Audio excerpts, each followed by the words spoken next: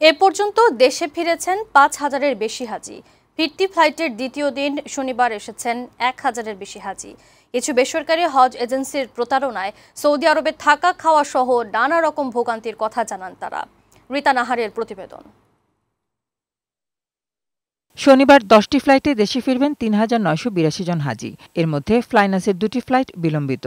নির্ধারিত সময়ে বিমান, সাউদিয়া ও ফ্লাইনাসের ৩টি ফ্লাইটে দেশে পৌঁছেছেন ১,০০০-এর বেশি হাজি। এ নিয়ে দেশে পৌঁছেছেন ৫,০০০-এর বেশি হাজি। তারপর কাবা ঘরে নামাজ পড়া, যাওয়া আসা আমরা খুব স্বাচ্ছন্দ্য বোধ করছি।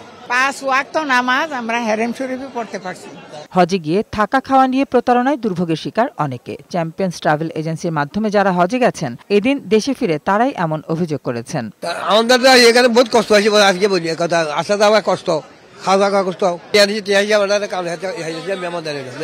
অনেক দূরে দিছে বাসাটা, মানে আমাদের আসা যাওয়াটা খুব কষ্ট হয়েছে, কিন্তু খাওয়া দাওয়া দিছে পচা খাওয়া দাওয়া, কোনো উন্নত মানের খাওয়া দাওয়া। আমার অন্যের বায়া বাসায় উঠেছে, ফেতরা হজ করছে, লাস্ট মুহূর্তে আমাকে আজিজিয়ে রাখছে। আমি চ্যাম্পিয়ন ট্রাভেলস এন্ড ট্যুরসের শাস্তি চাই। ফিরতি ফ্লাইট শেষ হবে ২২শে জুলাই। এদিকে ধর্ম মন্ত্রণালয় হজ সম্পর্কিত বুলেটিনে এ পর্যন্ত ৩৫ জন বাংলাদেশি হাজি মারা যাওয়ার তথ্য দেওয়া হয়েছে। এর মধ্যে ২৮ জন পুরুষ ও ৭ জন নারী। রীতা নাহার, বৈশাখী সংবাদ, ঢাকা।